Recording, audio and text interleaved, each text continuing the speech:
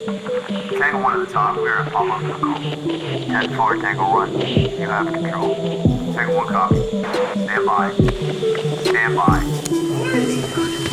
Integrity, passion, resilience. That's what this place was built on. That's what our community is founded on. Don't act like the example, just be the example. This is the home of the greatest fitness community in the world. We're trying to create strong, able bodies, resilient to injury with a gas tank to get shit done. If there's one thing from this podcast, it's about taking immediate action. Find the problem, fix the problem. This is your opportunity. It's either a hell yes or a fuck no. It's that simple. You're doing that with the Tango 1 podcast. Now is the time to take action. Now's the time to do more and be more. Welcome to the Tango 1 podcast. I'm Tony Smith, retired cop and tag team leader, currently the founder of the Garage Gym and Tango 1 Solutions, joined by my friend, fireman, garage gym trainer Casey Wright. Our mission every week is to challenge you and guide you to create an immediate action plan against your problems and your weaknesses. Simply put, we want you to do more and be more. Thank you guys all for tuning in today. If you notice, those of you watching on YouTube, we got the new Tango 1 shirts in, Tango 1 podcast shirts Casey made up. If you guys go on there, you rate us and give us a review, a 5-star review, of course. We will be drawing a name for somebody to win one of these shirts. So let me know and we'll hook you up. I think Stacy Lawton won a shirt last week. Yep. For picking out some a mistake she noticed on one of the post I did, a bench press mistake, which was always could lead to death. So good job, Stacy, seeing that. Today, me and Casey are just gonna hang out. We're gonna see where this goes. We thought we had tequila, but it was vodka. So we have never put this to the test before, the vodka podcast. So let's go. Wisdom will come out today. Yeah, let's get started. It's November. It's officially November. And few things exciting about November. One, it's Men's Health Month. So, right, there's a lot of things going on in the news about it. Our new Grow On campaign for the 20 for 20 burpees is kicking off. We talked about it last podcast, but now it's about a week or so away. Probably by the time this is there, it'll be coming up this weekend, I bet. And we're pretty excited about that. So what's in tune over the next week prepping for this thing? Well, and I have that thing over your lip that I'm looking at the whole time here too. That fancy stash going with your November. It looks a few day head start, but it's handsome. coming in thick. Looks handsome. Yeah. So the things coming up real quick is the Cruise and Brews, which we talked about on our last podcast, and probably by the time this one airs, it'll be right before, if not just after. And at this moment today, we had, over 100 people sign up today. So if you are getting this before we do this event, November 15th at 2:20 p.m., get on there, sign up. We could use you. We are doing it November 15th, 2:20 p.m., 20 minutes of burpees. All it is $20 to get in. And you don't even have to do 20 minutes of burpees. You can make this as competitive or as non-competitive as you want. At the end of the day, we just want you to throw yourself down on the ground and stand back up once to show the world, Windsor, Essex County, and the world, because we're trying to set a world record for the most people doing burpees at one time. So show the world and show those people in Windsor, Essex County that you care about them, and that because 100% of the money that we are raising will be staying local. Right now we have over 20 gyms involved, including one just jumped on from Ottawa. Natalie from Ottawa from Project Arete, say that wrong.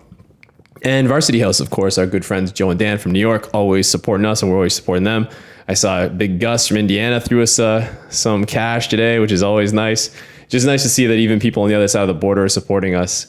And even though they're dealing with their election problems that happened last night and whatever's the aftermath of whatever that's going to go. At this point, we don't know the answer. But that's what's kind of cool about what's happening. And it's been brought up a few times at the gym, and people don't like the idea of burpees because they suck, right? But it's just like it keeps coming back to the same thing as like, so does fucking cancer.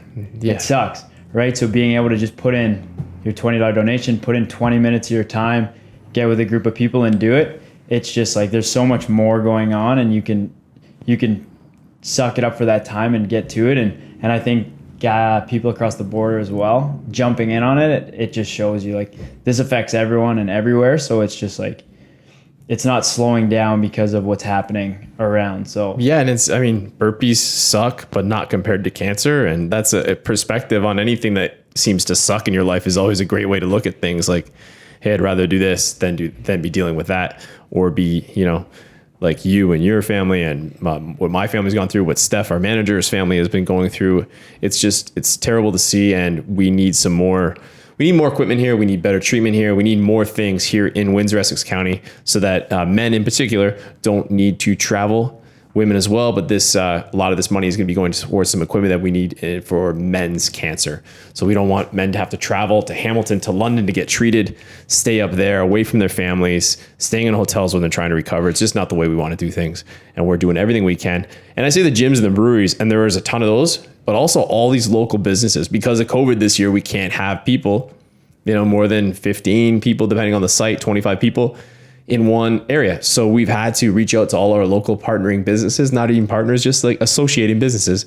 And there's so many, the wineries, the breweries, the rehab clinics, they're all just stepping up to help us. And you know what, that's what community is about. It takes more than one of us, and all of Essex County, I hope, is going to get involved in this. So we shatter that record. Definitely. It's going to be an exciting day. So it'll be fun to see what's happening. And then with everything, we're talking about Guys Month and these issues and stuff going on. You just went on a vacation with the boys last week. You took a week off, or still working a little bit from the cabin, but you took the boys up north. And what'd you do? Where'd you go? Yeah, we went way up north near your hood, really. We had to go the long way because the border's closed. So normally we head through the States and drop back in through the Sioux, through your old neighborhood, and then head down to a town called Blind River. This year we had to take the Canadian way. A little bit more scenic, a couple more hours in the drive to go through Sudbury before Sault Ste. Marie, the way. So instead, you got to go all the way around that lake when you come through Canada. But what a beautiful drive. And not my minivan. I don't have a dad van. My buddy Mikey, he has a dad van. So he drove. I was in the passenger seat, and we had 5 boys under the age of 9 years old in the back. And we didn't listen to one song. It was like a 10-hour drive. I didn't listen to one song. All we listened to was Harry Potter, and then the next movie is 8 movies, it felt like. Pokemon, which is the worst one to listen to, but yeah, we listened to those things all the way there, all the way back. But the idea was, we've had a group of my friends. That guy Mikey, I've known him since I was 5 years old. The guy who owns the cottage, I've known him. He's actually my cousin, but I didn't meet him until I was 5 or 6 years old. We've all been hanging out 30, almost 40 years, and we go away together. We've gone away together since we were 16. Started heading up to Grand Bend for May 2-4s. We've been to Vegas. We've been to Scottsdale. We've been to almost every football city you could imagine, South America, things like that, together. And we've looked to keep this cottage tradition that we used to do, going to my buddy Joe's cottage in Blind River every summer. Well, we've kept that alive with our full families, the wives, the kids. And then now we do this we call it our fishing trip. And it's the 5 dads and 9 boys. So those 5 of my best friends. It was the weirdest thing. We have between us, I think, 12 kids now. But the first 9 kids we had within 2 years, 3 years of each other were all boys. Crazy. And then there was 2 little girls, and then another little boy came in. So the youngest boy, he didn't come, and the 2 little girls didn't come. They come in the winter. But we're able to go up and actually have a guys trip. And we've extended, we call it the Wolf Pack. We've extended it now with the little cubs coming up with us, which has just been unreal. That's awesome, except you didn't actually fish at all. I know. One line in. You know what? It was too cold to fish. We call it the Fall Classic. So we know it's a little late in the fishing season, but we go up because we love to watch the World Series together. It's kind of cool to be, when it's cold in that cottage, to have something to sit down while we're having drinks after the kids crash out and put a little wager on the baseball game. There was a football Sunday, a Thursday, a Monday in there. So it was good sports watching at night. But during the day this year, we actually sat down, all of us, and really focused on being better dads on this trip. Because I find, and I'm sure there's parents who can relate, and maybe you can relate from going trips with your parents, is you get up there, the kids are so wound up with each other. It becomes so easy for you as an adult to just sit there and have drinks and hang out with the other dads and not really spend any time with your kids. And this time we did things. I felt like a grade school teacher, and I can certainly appreciate what those people do. Just the slightest bit. It was wild trying to keep these kids entertained, but we went on hikes. We did some real cool things too. We taught them how to shoot BB guns, but we taught them how to shoot a little bit, the basics, and super safe. They shot 2 things once, and taught them how to make fires. I brought them on a hike and taught them landmarks. I had them actually made them come back and draw it all out, what they saw at a pond, and they had to draw it as best they could remember it. So and then taught them how to trail find. So we went on a hike, but they had to stop. They had to build cairns at high points so we could see them. and hike our way back using the cairns that they had built. So we did some real cool things. It was just awesome to get away. I hadn't been away since pre-COVID, and you and Steph and Nikki and Riley and Danny stepping it up so I could actually get out of here was amazing. It's good. Lighter now. You could see it. But that's good though, because like I think it's awesome what you're doing, because I was lucky enough to grow up in something similar to that. We had our grandfather, father-son fishing trip. I think my cousin and I started going when we were 5 years old. Similar kind of situation. Used to go up the whole, all the guys would get together, all the guys in the family and surrounding family would get together. We'd go up, drive to the middle of this unknown location. We can't reveal it, but you go in and, you know, as a kid, you're just like in love with this area because you get in there, there's four-wheelers all over the place. You bring the boats down. And then once we boat across this lake into this rock island that we always stay at, the fishing's insane. So we always go May long weekend. It's been going on for almost 40 years now, which is insane. 40 years. 40 years. So Sound like you said 4, but it's 40, yeah. 40, even before I was even a thought in this world. But here we go, another old guy shot. I felt that. Tony was a few years at that point. But we go, and then you don't really realize everything you're learning as a young kid, right? You're learning how to drive a boat when you're younger. You're learning how to kind of be out in the outdoors. You're learning how to, you know, make fires, how to fish, how to do these things, how to navigate, learn landmarks. That might not have been as official as like, hey, how do you find your way back? Or at the time didn't think so. But lessons that my grandfather and my dad and uncles were always doing to us, whether they knew they're teaching these things or not. But we got these experiences. So what you're doing with the boys, I think, is awesome. And you can see it. And that's, I think, something that I've always wondered and also looked at a lot of things you're doing is raising 2 boys right now with everything. Like, this isn't so much a big city town, but it is living in the city, right? There's so much distractions. I think it's so easy for, again, can't relate because I'm not a parent, but it's so easy for people to just hand an iPad to someone and get off my back for an hour or so like that. So when you do things like that with your kids, I think it's incredible. So what are things that you can do inside the city, or what do you continue to do to like really raise like some men out of these young boys and teach them like actual life skills? Yeah, we're lucky. We live on a, like, not a huge property by any means. It's right in the middle of like town, but we have a decent sized property, and every day, like clockwork, first thing in the morning outside. And we're homeschooling right now, so we have that opportunity. But we really try to limit imagine just how we try to feed them. We try to feed them really good food. And yeah, they get treats, but it's a treat, and they understand it's a treat, and it's special, and it's earned, and it's, you know, a little bit of a reward. Sometimes it's just because they're, you know, been good kids and been listening. It could be the smallest thing, but we kind of treat the iPad, or they have the Nintendo Switch. They love that thing. So cool too, by the way, this thing compared to what I used to use as a Game Boy. But I let them use that thing. Danny and I let them use that thing as when we know we have some time that we really need to keep them occupied where we cannot be giving them any attention.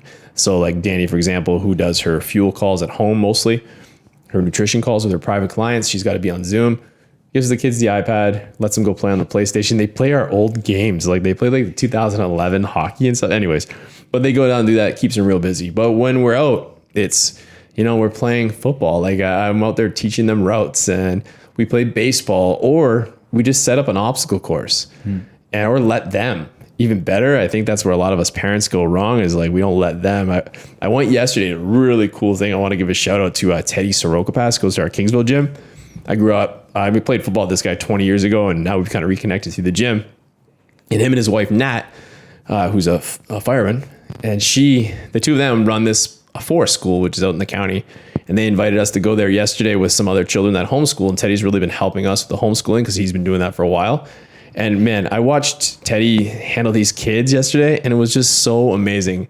And Teddy was really kind of strict with the parents in the regards that, hey, let them be. We sit over here by the campfire. Let them go play. Let them enjoy. Let them explore. Let them do these things.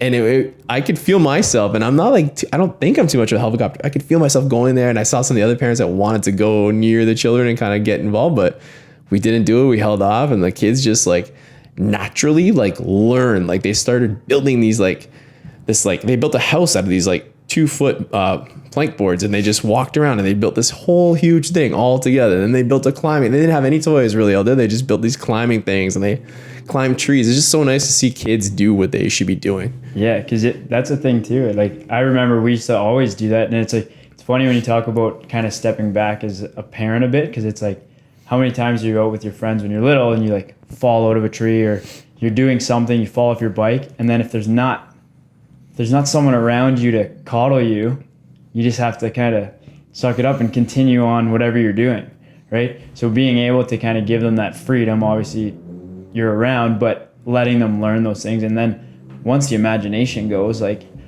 I've seen your kids Braun will build the longest obstacle course in the world, and then him and Colt are timing each other to see who wins this unreal match of American Ninja on the thing. And it just seeing that so much fun, and you can see how much they're learning. They're doing these little things, like even just learning how their body moves by doing this stuff instead of just staying on the same path every day and doing whatever's systematically. I think that's where you're hitting it. If from what I've observed with my children, and then watching so many other children, being around so many little kids, is that the helicopter mom or the helicopter dad or the coddler, whatever you want to say, like, okay, yeah, you're probably not going to raise the toughest kid in the world.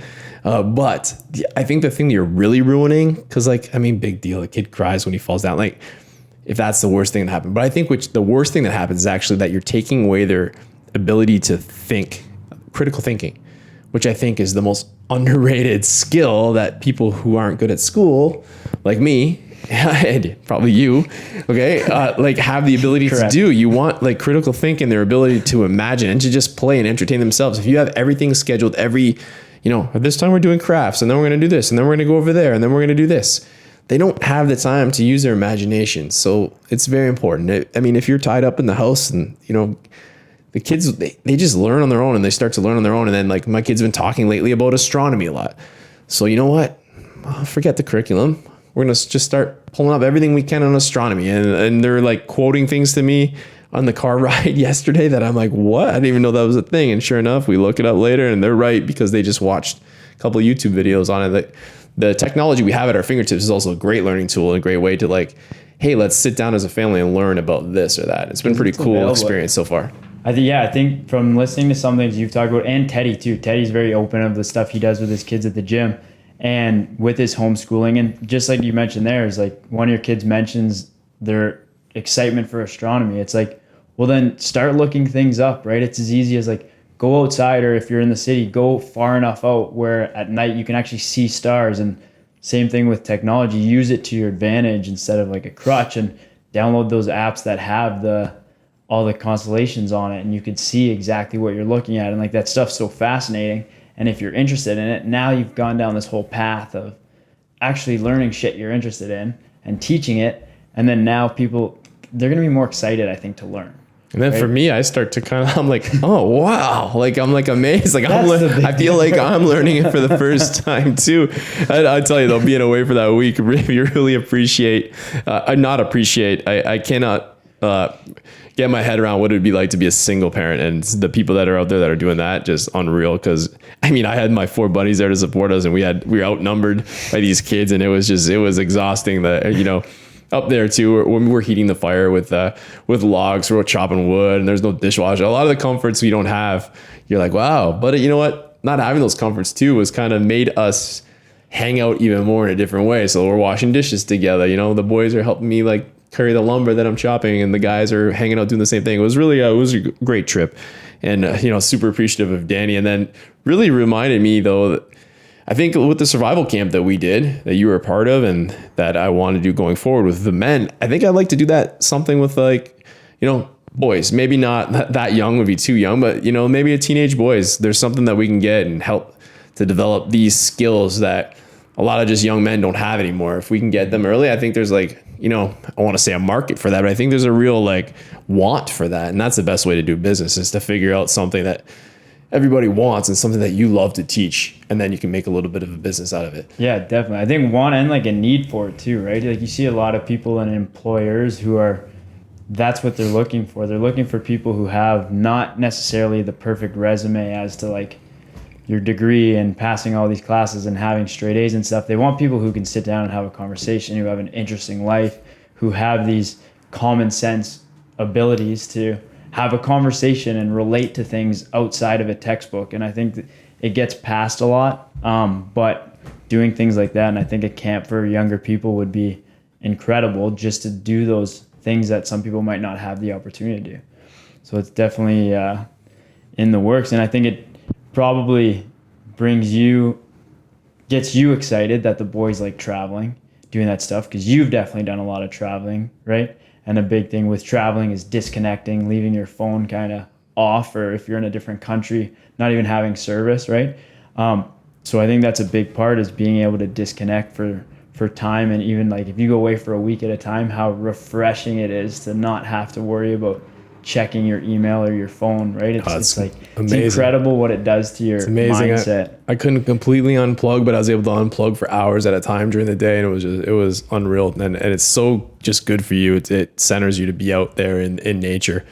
And yeah, I'm not like getting my kids ready to just drop them off in the woods by themselves like Mowgli. Next year. But I mean, I have done a significant amount of adventure, very, very remote traveling, and I want to get back there. And, you know, right now would not be ideal. Could it be done with my kids? Yes, but it wouldn't be the enjoyment that I would want out of it. But in a few years, they're going to be older, and Danny's very into that type of travel as well. And I just can't wait to get back out into the jungle or into the mountains or paddling. It's just all the things that I love to do. Because you backpacked by yourself, right? Was it Costa Rica? Yeah, I mean, I was in a relationship with somebody else at that time, and we won't talk about that too much. But yeah, I backpacked. You know the Survivor Man? Do you guys remember him? He was a guy from up north Ontario, but he had a big show on Discovery. Les Stroud, yeah. So I actually like mimicked a bunch of his trips. I did the deserts and the canyon lands, and I'm talking like backpacking, no guide, me and one other person, me and two other people sometimes, with Joe and Mikey, two of the guys I talked about earlier in this podcast. Costa Rica was one of the coolest ones. I went to the southern tip of Costa Rica, not a paved road within 100 miles. And I hiked the rainforest there. I think it was called the Corcovado, I believe is the name. That might be San Diego. It's something with that, something close to that with that kind of name. I can't get it on the top of my head for. But yeah, I hiked that, and it was like a 3-day hike. It was like, there was wildlife everywhere. Jaguar prints in the sand. You're talking like, there's snakes, like venomous snakes everywhere. It was pretty intense. Saw warthogs, saw anteaters, even walked up to a creek. As we're coming out, there's like a pass of the water that's running into the ocean, because a lot of the hike was along the beach too, which is, you think would be beautiful and scenic, and it was, but exhausting walking through the sand with heavy backpacks on all day long. Anyway, we come up to this pass, and 2 crocs shoot into the water in front of us. And now like, you've been hiking for like 2 days. Like, what are you going to do? You're not going to turn back, or you're going to like go through this water? You know, other people have made it through that water, but now it's like, oh, I don't know what the hell to do. So first, I did. I grabbed a couple of sticks, but like, you don't want to go second either. I don't want to go second, because I feel like first though, it's gonna catch their curiosity. So I feel like we tried to just go together across this thing, and like jabbing like a stick into the water to hopefully get it to bite. I don't know. That was my strategy. No idea if that was proper or not. But I mean, I remember that 20 feet across there was one of the most terrifying things ever. And then just the surrealness of the jungle. It's especially the like rainforest jungle, and being out in the middle of nowhere. We had to camp by a ranger station. They wouldn't let you camp by yourself for obvious reasons out there. And it was just being out there and hearing like an animal roar in the middle of the night, and howler monkeys. So what do you think, like in the middle of nowhere, you think it just, you imagine just silence, but it's actually extremely loud because there's so many bugs, there's so many animals and like different things moving around. It's a different type of silence, or it's insane out there. Yeah, and checking yourself for ticks and like just I don't know. It sounds terrible, but it's so fun. So fun. You've done some pretty crazy things. So what do you think your craziest trip was, your favorite trip? We did, one of my favorite trips, was it 2 years ago now? Maybe almost 3. I went to Australia, and then into New Zealand. So went to Australia with my sister to start the trip. She had a friend living in Sydney. So we went down, and I think the first 3 weeks we were in Sydney. We went down to like Bondi Beach and went to just a bunch of the like touristy things for the first little bit. And then she had to get back for work, so she flew home, and then I stayed for as long as I could at that point. So the first thing I did took a train up to this place in Arawera, it's called, up on the East Coast. And it was this surf camp for like 5 days. It was like the ultimate like beach bum lifestyle. So there's like this camp they do, and there's all these like small cabins on the beach. And literally all you do there is, I think there's like 2 or 3 surf lessons a day. There's this one cook tent, and they basically just feed you peanut butter sandwiches. And you just live there for a week. There's all these like world-renowned surf coaches and stuff. So went up there. After that, I flew out and met some friends in New Zealand on the South Island. Traveled the whole South Island. I think we landed in Christchurch. Went around through Queenstown, and then through all these places. Like went bungee jumping in Queenstown, and then we went to Wanaka, which we did some mountain biking there. I know we're big into mountain biking and stuff like that. Craziest thing though, brakes are on the other side. So you're in the other Is the steering wheel on the other side there too, like in the car? Yeah. Yeah. It is there. Is it like that everywhere that has a steering wheel on the wrong side? Or the other side? That's the first I thought about Really? with brakes. No Like idea. it's the same as a motorcycle, I guess, here. But you're used to on your bicycle, right? Back brakes on the right, front brakes on the left. That's just how your instincts are learning how to ride a bike here. And then we go, and obviously this is probably the most like intense mountain biking I've ever done in my life. And now I have to think of which brake's the back brake.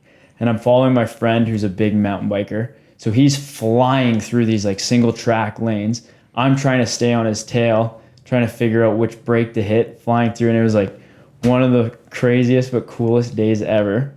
We were there and then traveled some more. And then another thing we did, went on this canyoning trip where it was a group of people. We went up and you hike up the side of this, like it just looks like a big high hill. And then you have like rappel gear. And then once you get to the top of this area, you walk in through the forest. And then all of a sudden you're on top of these waterfalls. So this whole thing was, it was like 16 different descents, but everyone was different. So the first one I think was like a 100-foot rappel down the face of the waterfall. So we did that. Then you jump in, swim, and then walk to the next one. The next one's another rappel. Some of them were like natural water slides off like a 5-meter drop into the water. Some are just jumps into the water. Like the whole thing was just like the happiest day ever going through this canyon. It was incredible. And like being able to see these sights and rappelling is fun. If you've been in a canyon, a slot canyon, I've been in a bunch of slot canyons where like you're standing, you can touch both sides, but it goes up like hundreds of feet above you.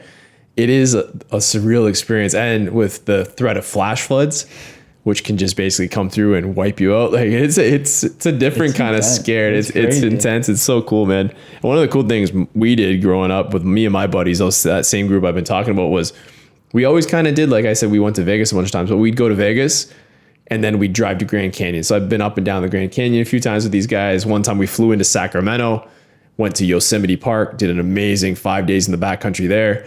You know, went from walking in 80-degree heat during the day to walking through snow-capped mountains in that afternoon. It was really amazing. And then jumping in a car and meeting our friends in Vegas. There's a bunch of like real cool trips. I got a crazy mountain bike story for you though. So mountain biking. I'm in BC. I guess it's about 2004. This is a long time ago. So the girl I was with then, her and I decided to go through Jasper. We're in Jasper. We did like a month in British Columbia. I was just got on the TAC team because I never was able to get summer vacation before this. When I moved to the TAC team, my boss there was like, hey, your vacation was supposed to be in October from being a patrol. Why don't you just take vacation right now? So it's like August. I'm like, hell yeah. So I take like 4 weeks. I don't know what it was, a long trip. And we're in Jasper anyways. Decide we're going to go on a mountain bike ride. And the mountain trails are, even like the simple trails are pretty damn intense. So it's like a 30K ride. And I feel like we're 25K into this thing. Well, the thing was that year, it was, you could probably correct me on this, you know more about bears. The freeze was lower, the freeze was high. Whatever it was, it made the bears come down lower where people are.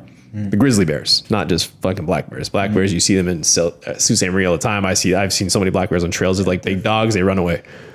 But the grizzly bears were coming down and causing havoc. A couple of people have been killed, so you couldn't hike unless you had 6 people with you. But for some reason, you could just mountain bike. So anyways, we're out mountain biking and run into a couple group that would have been hiking. And they said, we went off the trail and we saw a real big caribou that was dead. Like, caribou, that was dead. Like, what kills caribou? A pack of wolves? I don't know, a cougar, a grizzly bear? Like, oh, let's like start getting moving. It's starting to get like sun's coming down a little bit. So now we're riding and I stopped dead in my tracks. I look down and there's a mud and it, like a grizzly bear. So I don't know what the foot of a grizzly bear has got to be 18. It's like the biggest thing I've ever seen. And the mud is around the circumference of that paw print is still curling down, which means that this thing had been here like within the, I don't know if I'm not a tracker, but that means it's pretty damn fresh. So the girl's like, what's wrong? And I'm like, oh, nothing. Let's just get going and let's just make a lot of noise because there's berries around here and I just want to run into anything. Sure as shit, coming around a blind corner, we're moving. And I'm like singing, like trying to like project myself so they know that we're coming, the animals. Come around a corner and there's a fucking grizzly bear on the trail. I slam my brakes and you're not supposed to scream. You're supposed to stay calm. And I scream. Ah! Like it probably was the most high pitched scream ever. And when I slammed my brakes, I almost went over my handlebars. I slammed them so high and the back end flew up and I remember slamming it down and then the grizzly bear stood. This thing standing on the trail. Yeah. Like 16 feet high. I mean, it was like a car. Like it was like on its, like imagine a car on its hood standing up. I've never seen anything so big, so terrifying, and fight or flight. But having a plan, I guess, really helped because we had like gone over what are we gonna do if we see a grizzly bear.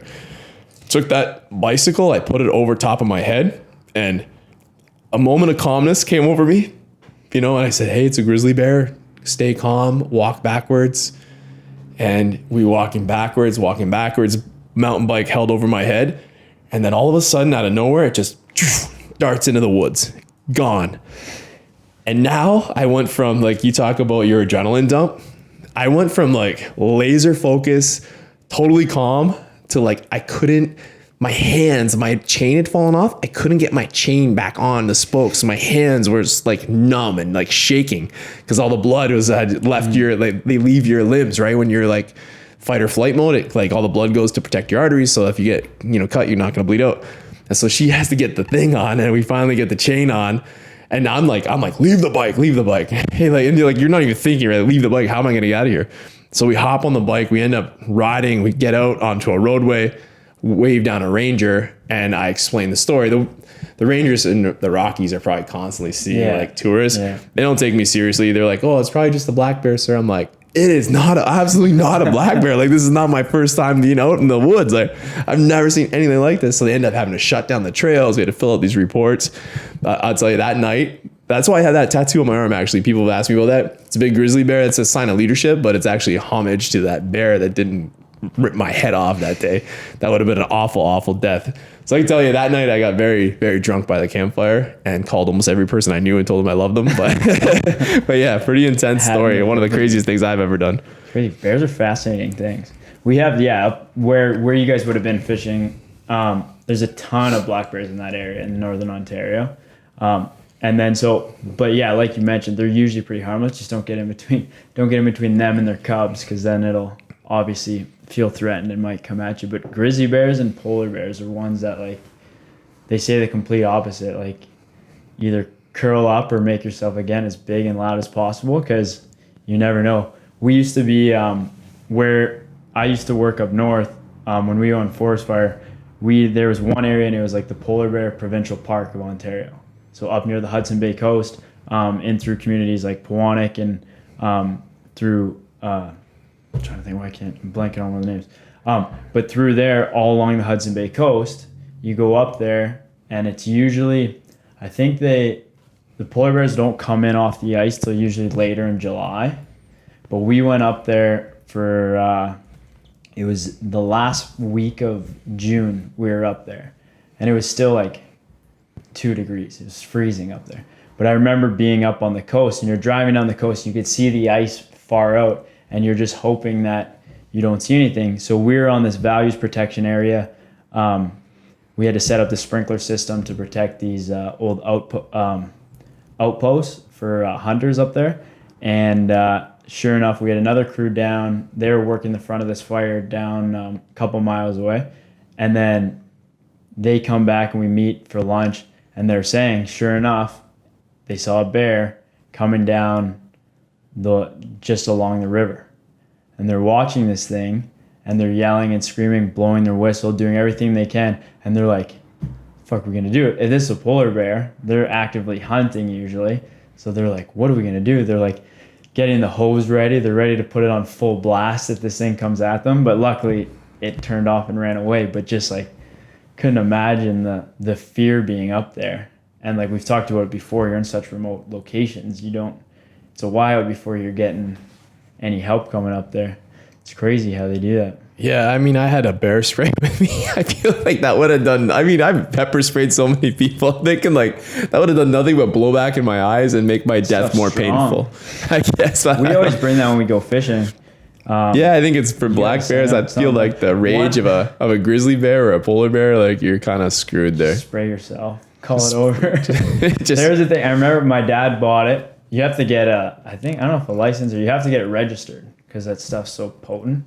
I remember they were saying though, they're like, spray it in case you actually need to, like spray it at a bear. People were getting misinformed. What they're doing is thinking it repels animals, so they'd spray it around their tents.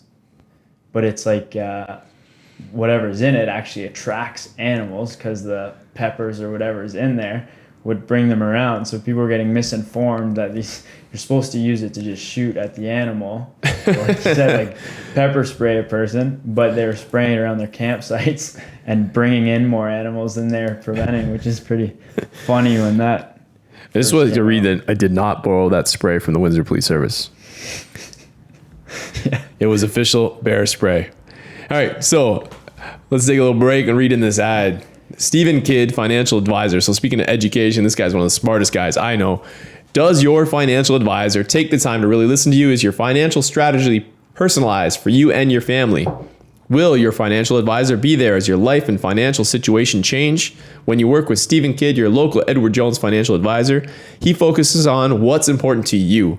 You'll work together and use an established process to create a personalized financial strategy backed by the advice, tools, and resources to help you reach your goals. And you'll partner to help your strategy stay on track.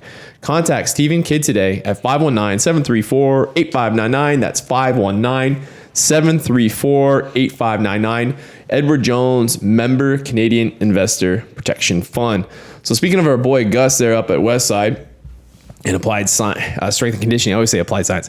That's because I took applied science. So you're too old, but you're too young for that. Like they actually like applied science was like, it was like I couldn't take advanced science. So it's academic so and applied. I took it. The people might don't know applied science. That's why I always say it. And then you needed, because I had to go redo all these because I had to get all my academic courses when I decided to switch and go to university. Nice. So people around here probably noticed the garage gym. We've been upping our game with especially with the strength programming. People are loving it lately. The Nitro, the Salvation programs are both, getting people jacked, and the conditioning. People are doing what they must, but the men, the women, they've equally bought into the barbell. So we decided to not send you because you're doing it online, but you're taking a Westside barbell course, right? Yeah, doing what's the course? The Westside personal training and athletic coach. I should know this, but I actually do not know the answer. Yeah, no, it's been good.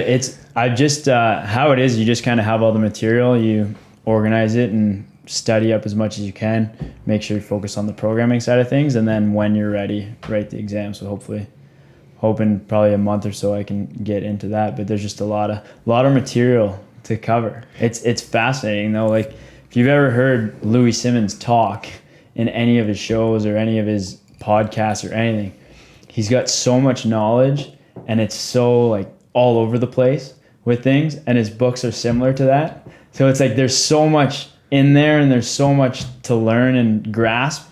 So it's just categorizing it and getting it all together. But definitely been learning a ton, especially on like my own training.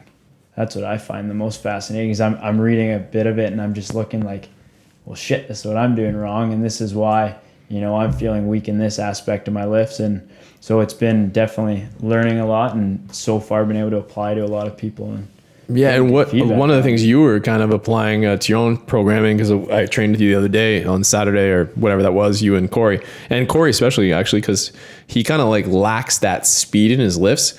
And we try to get home to our members here, like, we're not programming these things to slow you down in terms of like, a lot of times we get resistance to we have actual lightweight days where we're saying like, hey, 45 to 60% of your 1 rep max and rep things things out fast. And you and Corey in particular have really been working on upping your speed. Yeah. So that when you move heavy weights, your body still wants to move it fast. The weight will slow down that movement, but your body is signaling to move fast, which is going to put more weight up, correct? Definitely. And Corey's the perfect example with this, and he'll admit it, and it's something that we are now working on. It was great working out the last few weeks with him, is he has such a good foundation, right? And his lifts are all perfect in form, but it's always the same tempo. So he's moving in that lock in lift, and you're taking that maybe 3 seconds to lock out that deadlift. And that's how he does everything. That's with his bench press, that's with his squat, and all these things. So his time under tension is longer and more, it's timed more to a max deadlift attempt every time, right? So one thing that really been working on the speed days, so you still have obviously your max effort days and strength days, but then more on the speed days, so later in the week, is when you're using that 40 to 60% of that weight with more resistance and elastic bands and things that are going to basically pull the bar faster to you or faster to the ground. So you have to have that elastic push to accelerate faster on the way up. Right, you're accommodating resistance. Right? That's exactly what you're doing. So then now when you're doing a bench press, instead of that controlled down, you're trying to allow that band to whip it back to your chest as fast as possible. So you're basically moving that bar quicker than gravity's going to pull it down. While maintaining proper joint placement and things, right? Before somebody smashes a bar off their chest and but now off the you're shoulder. With those obviously foundations in place, you're allowing that bar to move faster than it possibly could without that band tension on it. And now you have to react and have that kind of elastic push back up, so you're fighting through it. And same thing even if there's no bands or anything with that, it's kind of like if you are lifting, say, 400 pounds off the ground, right?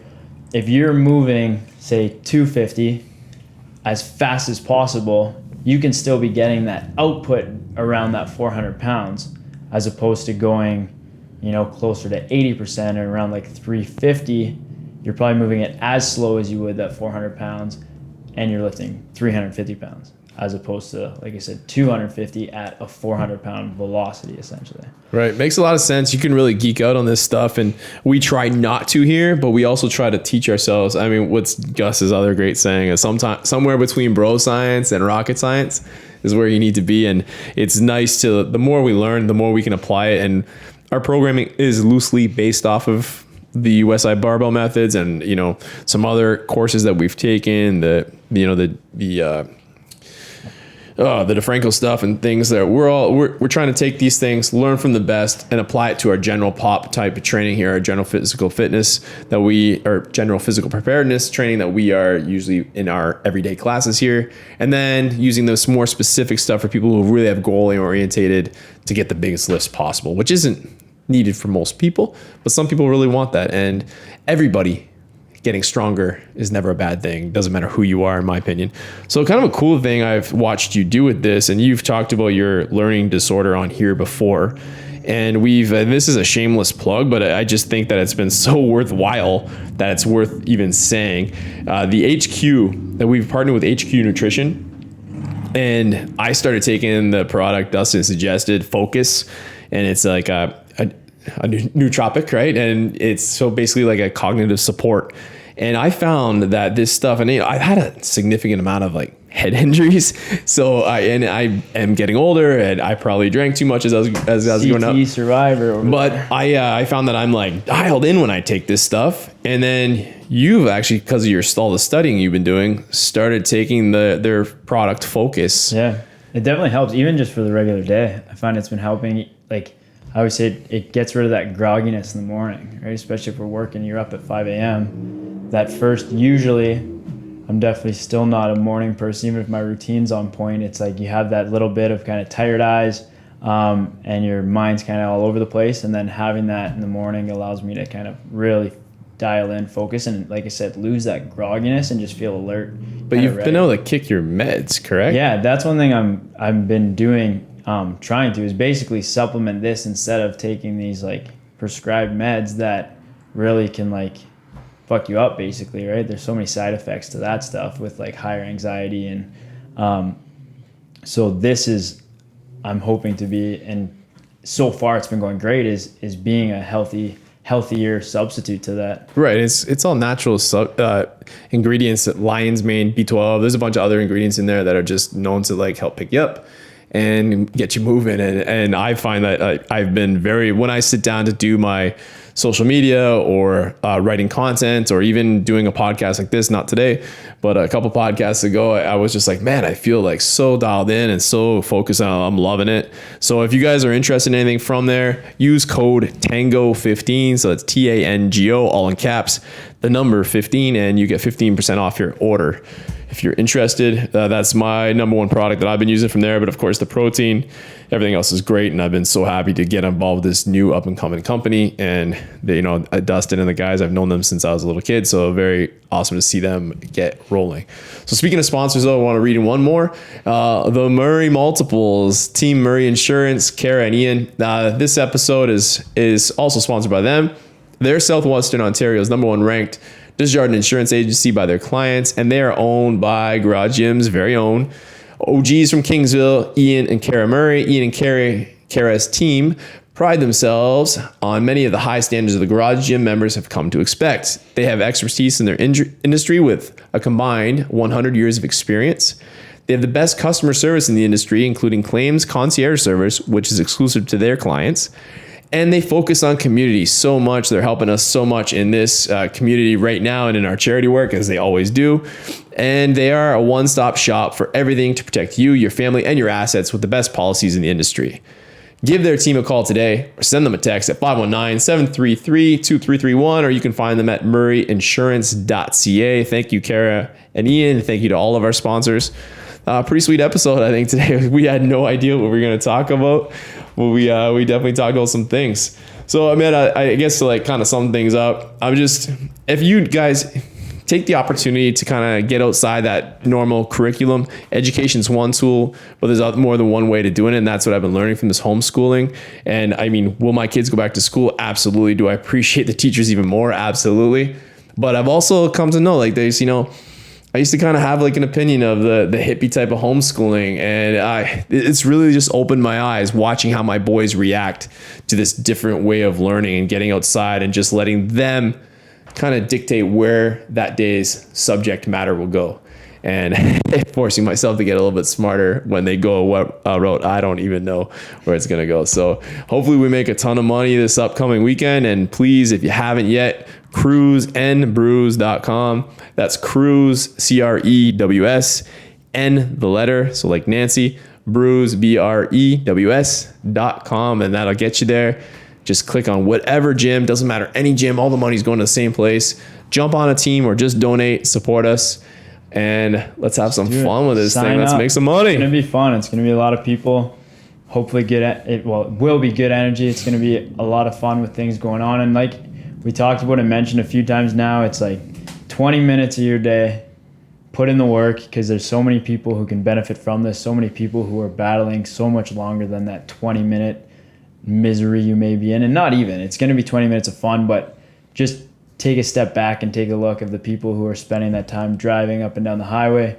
This is where it's going to. This is what it's to help people with. You can do 20 minutes of 100% jumping on the ground and standing up a few times. Exactly. 100% of that money stays here. One thing the Garage Gym, GL Heritage, and now this whole alliance of Crews and Brews, of gyms and breweries and small businesses, is every single dollar. It's not 100% of your profit. It's every single dollar stays here to make this better. And we make sure that we get people to sponsor, people that we have. I want to give a big shout out to Jim from Ground Effects, who's taking care of the massive cost of Zoom, and so many others who are helping us out with raffle prizes and great prizes. And we're raffling off a bunch of prizes too. So we're getting ready to rock. And thank you guys for listening. As usual, remember, go out there, rate us, get a chance to win this shirt. Give us a 5-star rating. Not this one off my back. Don't worry. We'll find you one that's extra. We'll find you one that fits. That's extra. All right, everybody have a great weekend. Talk to you soon.